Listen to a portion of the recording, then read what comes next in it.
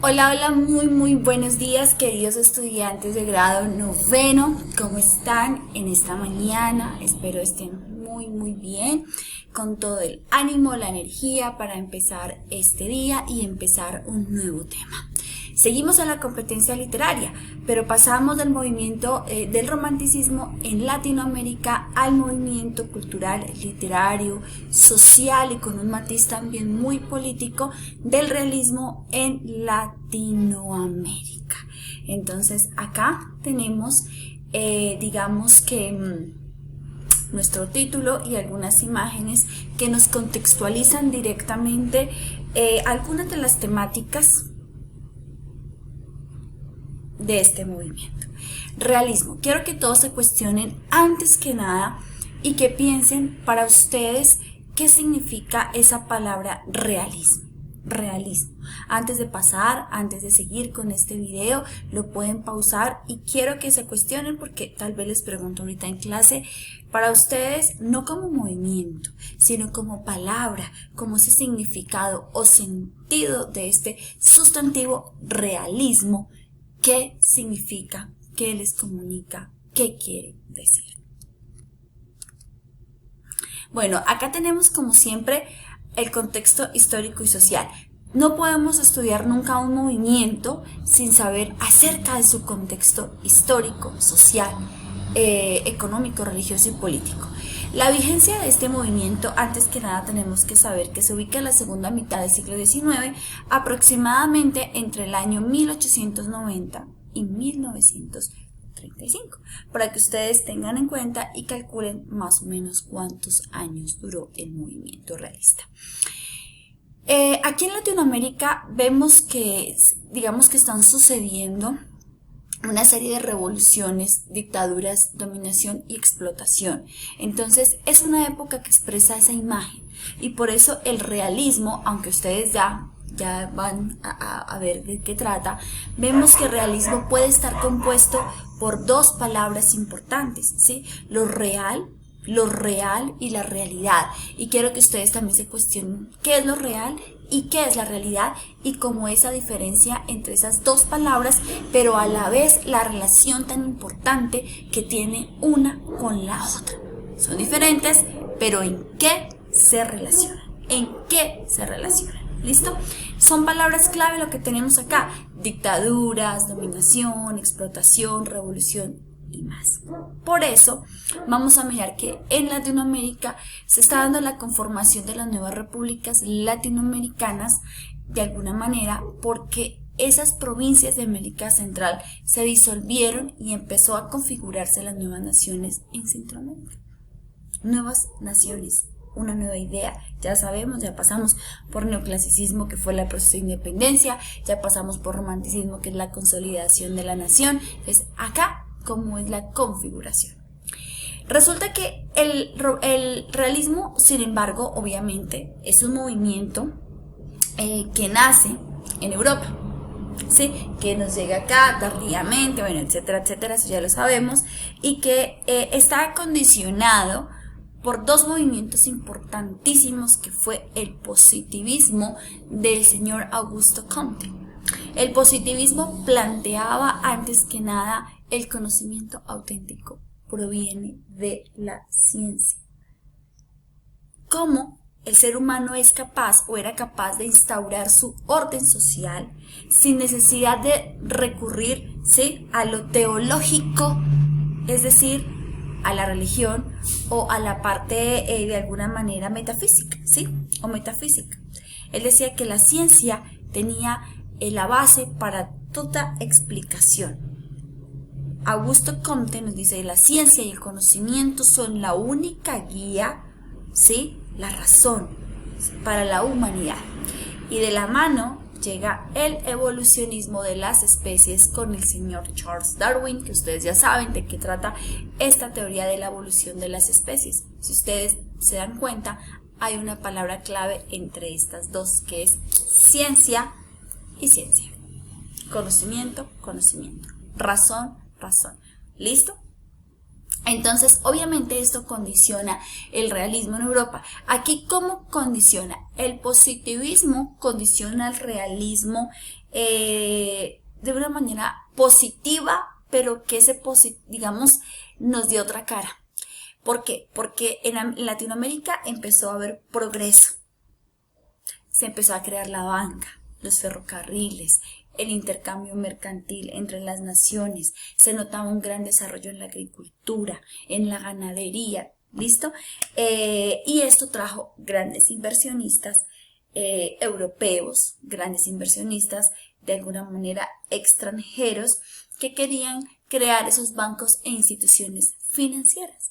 Pero obviamente, como todo tiene dos caras, esto se convirtió en un monopolio y en una absorción, ¿sí? Porque agudizó, ¿sí?, esa diferencia entre las clases sociales.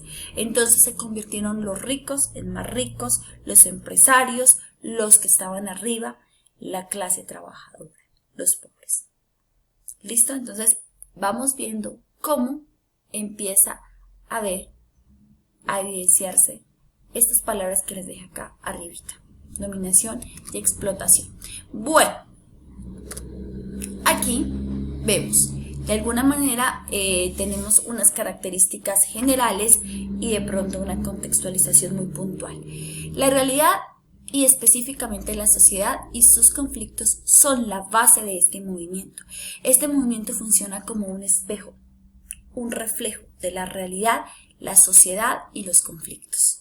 Presenta la realidad objetiva, es decir, no le imprime como el romanticismo el descenso al yo, ni la subjetividad, ni los sentimientos. Al ser reflejo,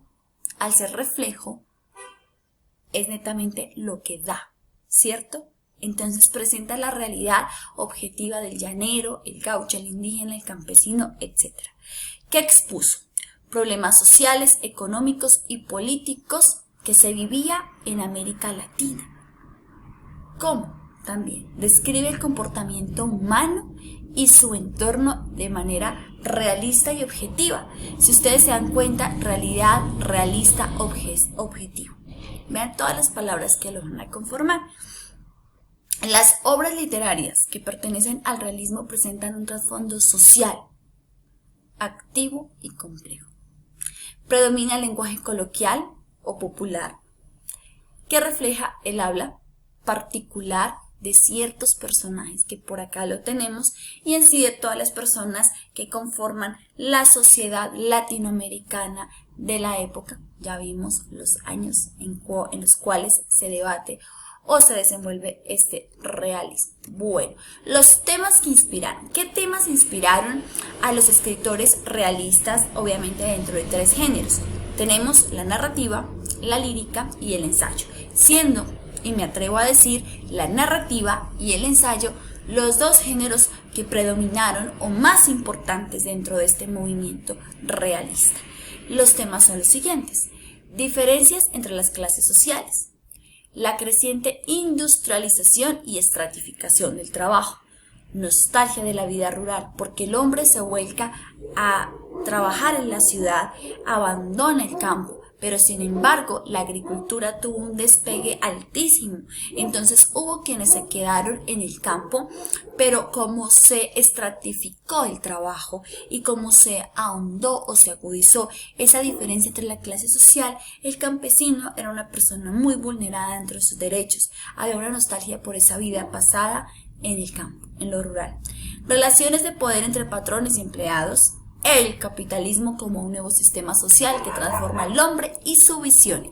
El auge de las empresas y las multinacionales extranjeras que adquieren poder y riquezas con las materias primas del territorio latinoamericano. Si ustedes se fijan, estos temas están relacionados con ese contexto social en la introducción que yo les di en este video y cuando yo les dije cómo había afectado el positivismo a nuestra sociedad latinoamericana. Sensibilidad estética, que siempre hablo de ella y me encanta que la conozcan y la entiendan porque es lo que se evidencia en las obras, aparte de las temáticas, ¿no? Desplazan su mirada, los escritores, desplazan su mirada, la vuelcan hacia el mundo externo del artista. Ya no es hacia adentro como el romanticismo, sino es hacia afuera. Lo importante ahora es lo que acontece diariamente a la gente del común. Y es este acercamiento a lo cotidiano lo que sensibiliza frente a la realidad de su tiempo. Lo sensibiliza. Asume una posición o actitud crítica, objetiva, que despierta la conciencia social y política. El estilo como es, no es recargado, es sobrio, importa lo natural. Por eso hablamos del realismo, naturalismo, ¿sí? Lo sencillo, lo preciso.